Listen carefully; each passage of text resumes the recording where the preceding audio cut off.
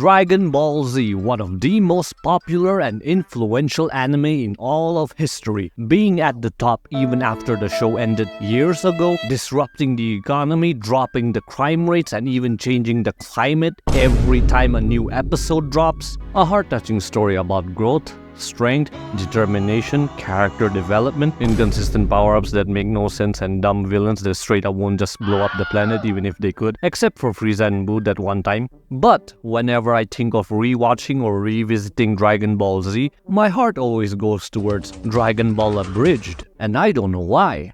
Nah, I'm just kidding, I know the reasons. I'm so f***ing high right now! Because I'm a Super Saiyan! No Frieza Dono Yamete! Namekian, too strong! Explain now! He fused with Kami so he could become stronger. The f***'s a Kami? Basically God. But I'm still here! Do you really believe your own hype that much? I am the hype! Goku, use your instincts! God, son of a mother... By the way, Supreme King Popo and I would really like it if you would, subscribe. Anyways, the Abridged series to me is honestly the most entertaining medium to consume the story compared to its other counterparts. Like after watching the Abridged series, I really couldn't get into Dragon Ball Z Kai, cause every time I see this, I expect this to pop up. I see scenes like this and in my head, Piccolo screaming, Dodge! And I miss characters like Tien, Nappa, Dodoria, Zarbon, Rikum, Little Green, Mr. Almighty Popo, and all the other side characters because they have their own unique personality. Which, let's be real here, none of them actually did in the original, and it's so clearly apparent rewatching Dragon Ball Z Kai, and I just don't care about them anymore. And this is definitely one of the downsides of Dragon Ball Z, side characters becoming so insignificant that they literally turn into fodder. Characters like Frieza's henchmen and the Ginyu Force are just there for plot. Characters I really liked in the past like Tien and Krillin slowly becoming power grip and irrelevant. Like this gets so bad in the Boo saga that anyone who isn't blonde doesn't even get any screen time. But they did make the effort of doing the opposite in Dragon Ball Super, which is great. And this is why I really prefer the abridged version over the original, because every one of them gets to shine and leave a lasting impression. Like, do you really expect me to remember people like Zarbon and Dodoria? Okay, now let's talk about the pacing. The abridged version has a way better pacing than the original, obviously. You don't get to see Goku powering up and screaming for the next 20 minutes, which, hey, I'll give the voice actors all the credit and praises, cause goddamn the amount of screaming they do, like they can literally start their own freaking metal band if you know what I mean. But yeah, the pacing's much better, even better than the Dragon Ball Z Kai, I would say. It's fast-paced and it's to the point and it covers 3 sagas in 60 episodes. Which might make you think that they're cutting corners, but no, they're actually adding more. Like they literally gave the androids a backstory. 16 got his own mini flashback through the chip, which explains how he dies and why his father, Dr. Gero, wanted to avenge him. This is not in the original, and this makes it so great. The jokes in the show are always top-notch hilarious, like each episode of the Frieza saga can be its own freaking comedy special. Like I can't get over the conversations that Piccolo, Nail, and Kami have inside his head. Everyone is so self-aware of how inconsistent the power levels are. Power levels! Super Saiyans! And you! Shin! I don't care how many people you fuse with, you'll never be as strong as a Super Saiyan! Not really much of a milestone anymore. Goku seems to be more dumber than the original. Vegeta's prideful nature mixed in with the humor is the funniest and personally my favorite. Like he has most of the best lines in this show.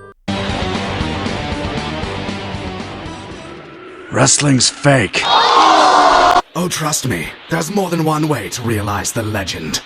I wanna be a Super Saiyan! I wanna! How did you get this strong? I trained all day yesterday. Oh, you think you're being cute? Bitch, I'm adorable.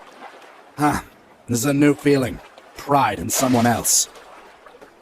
Unfortunately, it's overshadowed by all this unyielding rage! And the amazing thing about this is that the characters do not feel different from the original. Like, I really do feel like I'm watching Dragon Ball Z. Every one of the main Z fighters haven't changed and are still the same. Goku feels like Goku, Vegeta feels like Vegeta, Piccolo feels like Piccolo, and so do the rest of the main characters. Their personalities haven't changed, it's just that they now have a great sense of humor. Because it's one thing to just dub over a show, but it takes a lot of skill and work to actually blend in the humor with their personalities. Take for example, the dubbed and subbed versions of Ghost Stories. The dubbed version is definitely better and funnier than the sub, but the thing is, there's nothing related between these two shows other than their names and the plot. The characters in the original are generic high school students with generic personalities, but in the dubbed version, one of our main characters was a drug addict and a hoe before turning into a born-again evangelical Christian. Like, I'm not making this shit up. Satsuki, who is the main character, is a mature, smart, and caring older sister. But in the dubbed version, she's an angry shit-talker who always makes fun of her brother, who is mentally disabled in the dubbed version for some reason. Have you done your homework yet? Oh wait, you're dyslexic. Done your yet homework, Cav? You, I'm Answer. Hey, talking, me too. Ketchero, what are you, retarded? Obviously. Which way did he go? Now we'll never find out who the ghost is. I hope to God you're adopted. Hey, can you guys hear anything? You know what I hear? I hear the sound of you shutting the fuck up. I'm not going to have a retarded gay brother.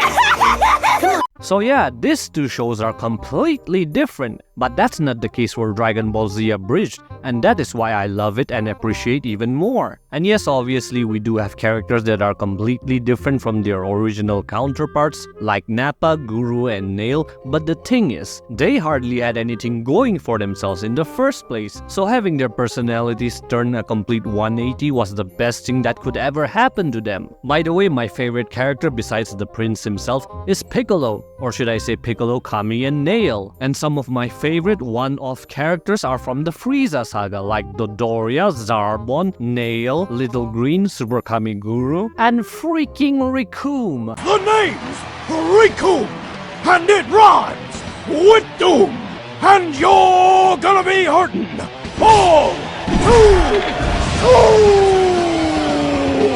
Like, these are characters that I wouldn't even think about while talking about Dragon Ball Z, but now I do because of Dragon Ball Z Abridged and because of how interesting and funny they are. And don't get it twisted thinking that the comedy and the jokes take away all the tension, cause the thing about Abridged is that they don't shy away from getting serious when they have to, and when they do, it is just as impactful. Anyways, with all that being said, I think I made my point clear. Thank you for watching, please like, comment, and subscribe, and yeah, that's it.